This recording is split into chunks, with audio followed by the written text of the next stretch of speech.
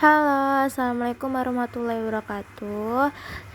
Saya dan teman-teman saya izin untuk mempresentasikan materi terkait teori Rolomai, yaitu anggota kelompoknya dari Abinaya Handoyo dan Syifa Lutfia saya sendiri, Kansa Takia Alkalisa, dan Rohmatin Gunasir. Dan langsung saja pemaparan materinya akan disampaikan oleh teman-teman saya.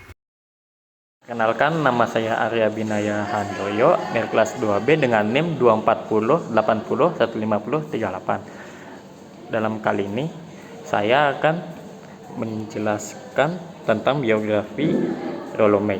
Rolomei lahir di Amerika, tepatnya di Ohio pada tahun 1909. Dia belajar eksistensialisme pada gurunya Paul Tillich. Paul Tillich ini adalah seorang teolog yang mengajarkan eksistensialisme. Selama belajar pada gurunya, Rolomei banyak menghabiskan membaca literatur Soren Kierkegaard yang di kemudian hari memberikan pengaruh besar terhadap teori kecemasan. Setelah dia belajar dari Paul Tillich, kemudian Rolomei melanjutkan studinya ke White Institute dengan mengambil ilmu psikoanalisis. Setelah itu, dia mendapatkan gelar PhD di bidang psikologi klinis di Columbia University. Eksistensialisme adalah filsafat yang memahami manusia atas kesadaran dirinya dan kehidupan pribadi yang eksis di dunia.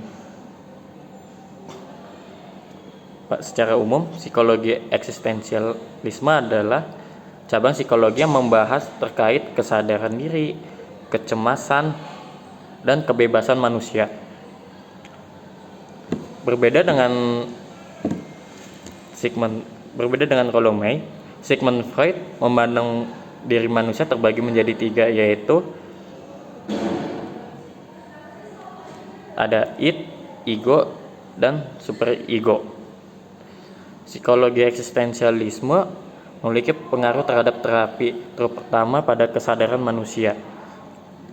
Manusia diberi kebebasan dalam memilih pilihannya, tetapi dia tetap harus bertanggung jawab dengan apa yang telah dia pilih.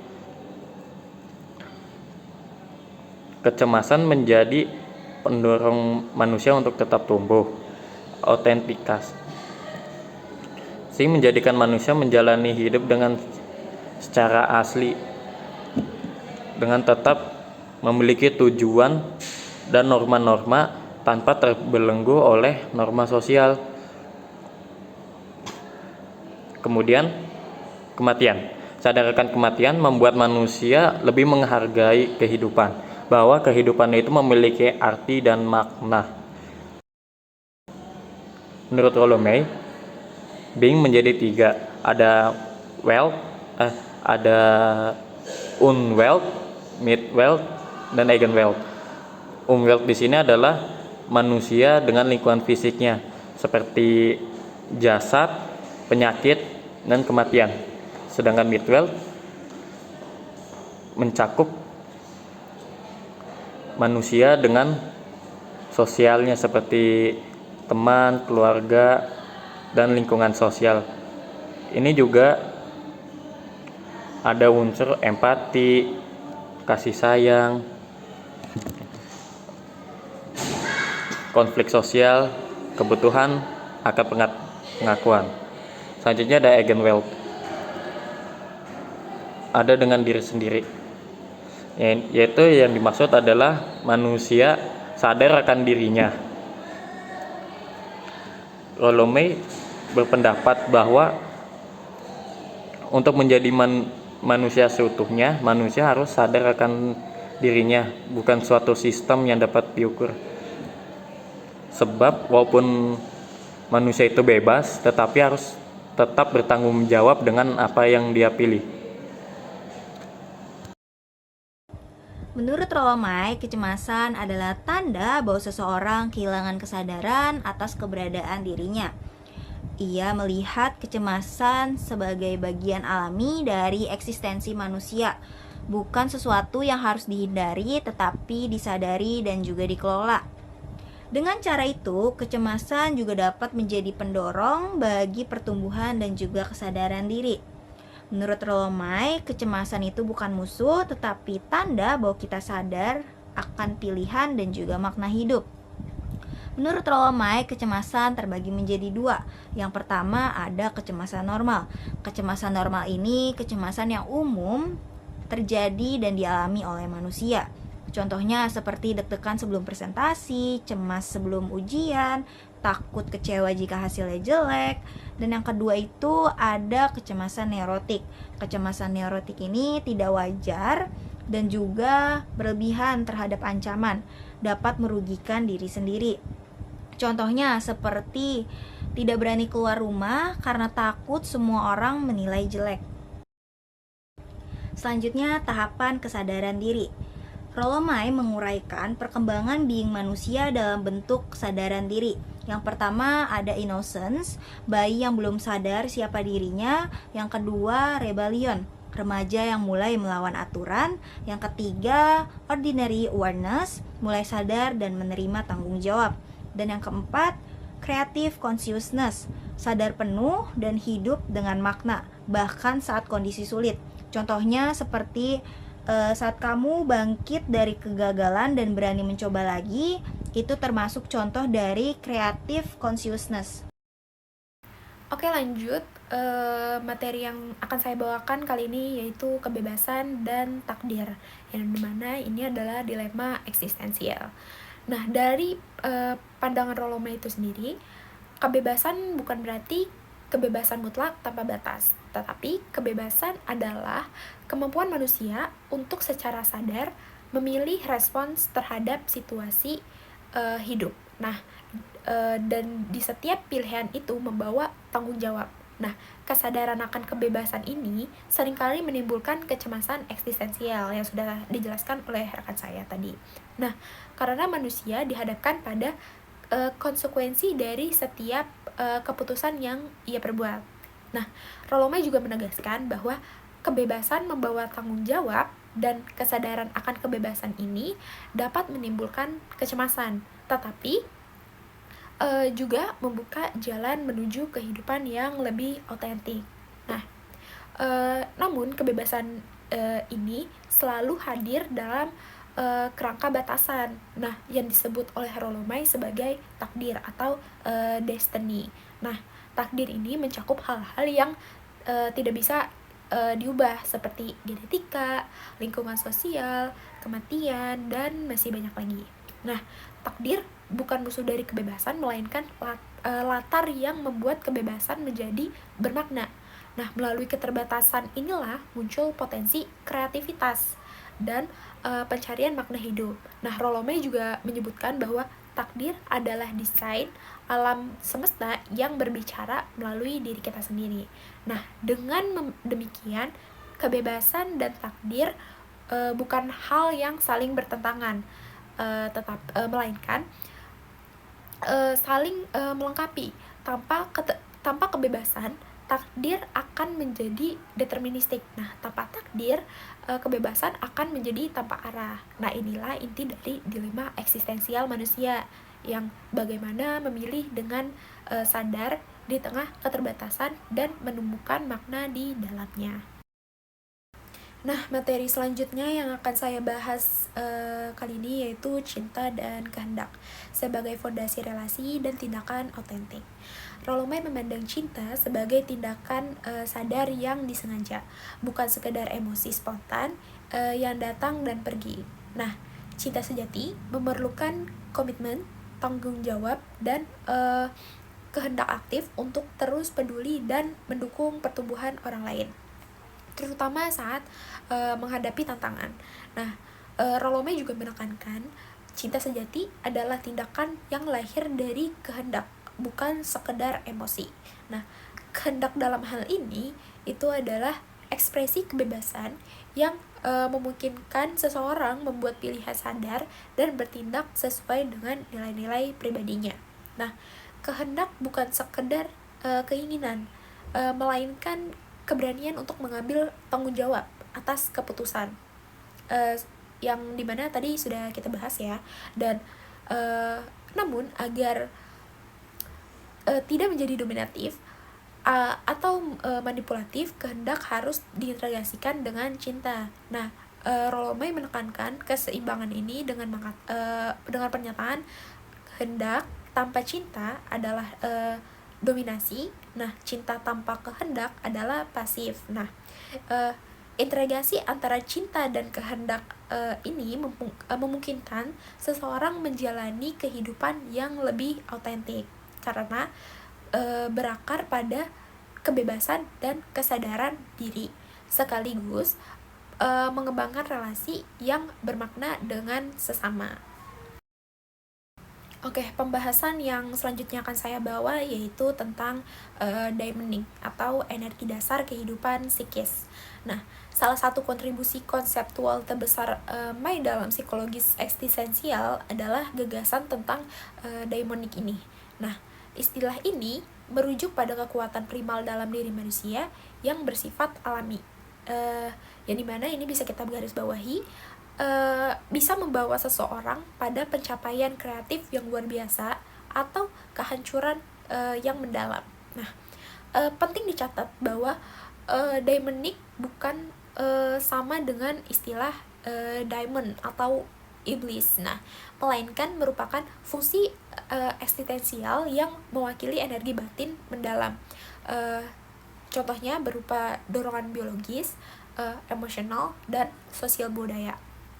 Nah, daemonik memiliki dualitas yang khas, yang dimana ia bisa menjadi sesuatu kekuatan pencapaian atau kehancuran tergantung bagaimana ia dihadapi. Nah, setiap kreativitas dan kemarahan yang berasal dari sumber energi yang sama, daemonik yang diakui dan diolah dapat menjadi pendorong pertumbuhan. Nah, namun jika ditekankan atau disangkal, bisa muncul dalam bentuk kekerasan, kecemasan, bahkan gejala patologis lainnya.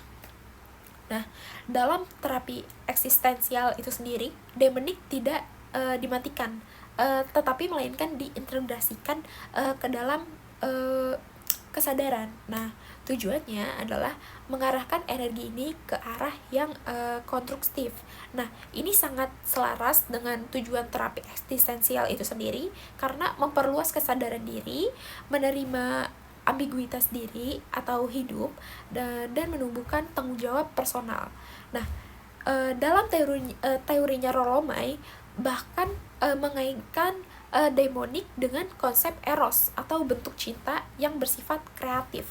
Nah, bentuk itu penuh hasrat akan kesatuan. Nah, namun dapat menjadi obsesif bila tidak seimbang.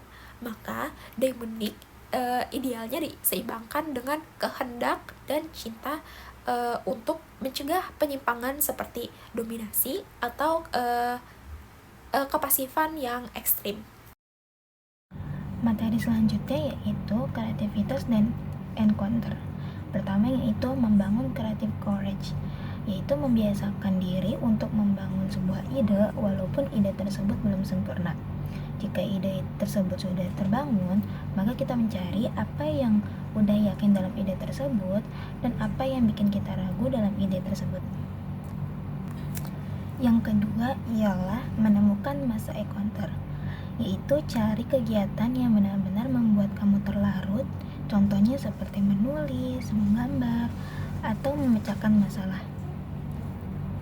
Yang ketiga yaitu kelola anxiety secara konstruktif, yaitu menyadari bahwa rasa tanda cemas bisa menunjukkan sebuah ide kreatif. Yang keempat yaitu pelihara dialektik subjek atau subjek dan objek. Nah, yang ini tuh menjaga hubungan antara diri dan ide. Contohnya seperti merenungkan ide dari luar dan perasaan diri dalam bisa berpadu dan membentuk sesuatu yang baru. Yang kelima itu ialah terapi eksistensial. Terapi eksistensial ini opsional. Nah, saat terapi bisa mengobrol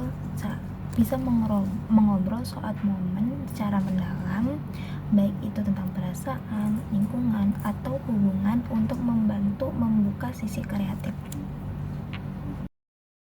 Oke, yang selanjutnya yaitu terapi eksistensial. Terapi eksistensial mempunyai prinsip-prinsip utama. Yang pertama ialah kebebasan dan tanggung jawab. Setiap individu memiliki kebebasan yang ia pilih dan mempunyai tanggung jawab atas resiko yang ia pilih juga. Yang kedua yaitu pencarian makna hidup. Terapi ini membantu menemukan dan menciptakan makna hidup mereka dan dianggap penting bagi kesehatan mental dan kesejahteraan. Yang ketiga ialah kesadaran diri, yang dimana setiap individu diharapkan untuk menyadari perasaan, pikiran, dan tindakan mereka. Yang keempat ialah kehidupan autentik, yang dimana mendorong individu untuk hidup sesuai dengan nilai-nilai dan keyakinan diri sendiri, meskipun itu tidak mudah dilakukan. Yang kelima ialah kecemasan eksistensial, mengakui bahwa rasa cemas dan rasa takut ataupun rasa kesepian itu adalah hal yang wajar dan bisa dapat dihadapi. Yang keenam ialah konfrontasi dengan kematian. Terapi eksistensial ini mendiskusikan tentang kematian dan kefanaan untuk mengasih tahu kepada setiap individu bahwa melakukan hal-hal yang penting saja. Nah, selanjutnya, apa sih tujuan terapi eksistensial? Tujuannya yaitu yang pertama adalah meningkatkan kesadaran diri, yang kedua menemukan atau menciptakan makna hidup, yang ketiga menghadapi kecemasan eksistensial, yang keempat mengembangkan kehidupan autentik, yang kelima meningkatkan hubungan interpersonal. Nah, selanjutnya, apa sih tujuan terapi eksistensial? Tujuannya yaitu yang pertama adalah meningkatkan kesadaran diri, yang kedua menemukan atau menciptakan makna hidup, yang ketiga menghadapi kecemasan eksistensial, yang keempat mengembangkan kehidupan autentik, yang kelima meningkatkan hubungan interpersonal. Materi selanjutnya yaitu warisan pemikiran Rollo May. Nah, yang pertama yaitu pendekatan holistik terhadap perkembangan manusia. Rollo May menekankan bahwa perkembangan manusia juga tidak hanya dipengaruhi oleh faktor biologis atau lingkungan, tetapi juga oleh pengalaman eksistensial seperti pencarian makna hidup, kebebasan, dan tanggung jawab pribadi. Yang kedua yaitu 4 tahap perkembangan eksistensial. May mengidentifikasi 4 tahap dalam perkembangan manusia yang tidak bersifat linear. Yang pertama itu ada innocence, tahap awal kehidupan di mana individu belum memiliki kesadaran diri. Terus ada rebellion, yang kedua masa pencarian identitas diri dan penolakan terhadap norma yang ada. Yang ketiga yaitu ordinary, tahap di mana individu mulai menerima tanggung jawab dan menyesuaikan diri dengan masyarakat. Yang keempat itu adalah kreatif, tahap tertinggi di mana individu hidup secara autentik dan kreatif. Yang ketiga itu adalah peran kecemasan dalam perkembangan. May memandang kecemasan sebagai bagian alami dari kehidupan yang dapat mendorong pertumbuhan pribadi jika dihadapi dengan keberanian. Yang keempat itu integrasi aspek daimonik dalam diri. May memperkenalkan konsep daimonik sebagai kekuatan dalam diri yang dapat bersifat konstruktif maupun destruktif. Pengakuan dan integrasi aspek ini penting dalam perkembangan kepribadian yang sehat. Dari materi warisan pemikiran Rollo May, kita beralih ke relevansi pemikiran Rollo May dalam kehidupan modern. Yang pertama yaitu kecemasan sebagai peluang pertumbuhan. May memandang kecemasan bukan sebagai gangguan yang harus dihindari, melainkan sebagai respon alami terhadap tantangan eksistensial seperti kematian, kebebasan, dan makna hidup. Dalam kehidupan modern yang penuh ketidakpastian, menghadapi kecemasan dengan keberanian dapat mendorong pertumbuhan pribadi. Yang kedua yaitu autentisitas di tengah kotomitas sosial. Nah, May menekankan pentingnya hidup secara autentik, yaitu sesuai dengan nilai dan keyakinan pribadi, meskipun bertentangan dengan norma sosial. Dalam media sosial dan tekanan untuk menyesuaikan diri, pendekatan ini membantu individu menemukan jati diri sendiri. Yang ketiga yaitu cinta dan kehendak sebagai kekuatan penggerak. Dalam bukunya Love and Will, May menyatakan bahwa cinta dan kehendak adalah kekuatan utama yang memungkinkan individu membangun hubungan bermakna, membuat pilihan sadar dalam hidup. Ini relevan dalam konteks modern di mana hubungan seringkali dangkal dan keputusan diambil tanpa refleksi mendalam. Yang keempat yaitu mitologi sebagai sumber makna. May berpendapat bahwa mitos memberikan struktur dan makna dalam kehidupan manusia. Dalam dunia modern yang sering kehilangan narasi bersama, pencarian atau penciptaan mitos pribadi dapat membantu individu memahami dan memberi makna pada pengalaman hidup mereka. Pada kali ini, saya akan menjelaskan mengenai kritik Rollo May terhadap psikologi modern. Yang pertama ada krisis makna dalam masyarakat modern. Kemajuan teknologi tidak semerta-merta membawa kebahagiaan terhadap individu. Justru sebaliknya, hal ini menyebabkan kecemasan sosial, keterasingan diri, dan kehilangan makna hidup. Rollo May menekankan bahwa masyarakat modern saat ini meninggalkan nilai-nilai tradisional dan lebih memilih pencapaian material. Pada akhirnya hal ini membuat kekosongan eksistensial pada diri manusia. Yang kedua adalah kritik terhadap pendekatan empiris.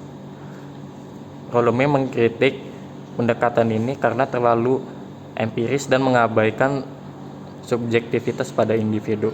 Padahal pengalaman subjektif individu sangat penting karena bisa memahami kompleksitas emosi yang terjadi pada individu. Sehingga pendekatan empiris ini tidak dapat memenuhi dan memahami manusia secara penuh. Yang ketiga ada pengabaian dimensi sosial dan budaya. Dalam teorinya, Rollo May menyoroti bahwa psikologi modern sangat mengabaikan terhadap nilai-nilai sosial dan budaya. Rollo May menekankan bahwa lingkungan sosial sangat berpengaruh terhadap pembentukan perilaku dan pengalaman manusia. Yang kemudian ada pandangan Rollo May terhadap pentingnya pengalaman. Dia menekankan bahwa pengalaman pribadi adalah pusat dari pemahaman diri dan pertumbuhan pada individu. Rollo May percaya bahwa pengalaman individu dalam menghadapi kecemasan eksistensial bisa menemukan makna hidup dan mencapai keaslian diri atau autentikasi. Hal ini juga bisa mendorong pertumbuhan pada individu dan menghambat kecemasan neurotik yang sering terjadi pada individu. Pengalaman dianggap sebagai sarana untuk menghadapi tantangan hidup dan mencapai pemahaman yang lebih dalam tentang eksistensi manusia. Oke, terima kasih atas perhatiannya. Cukup sekian. Wassalamualaikum warahmatullahi wabarakatuh.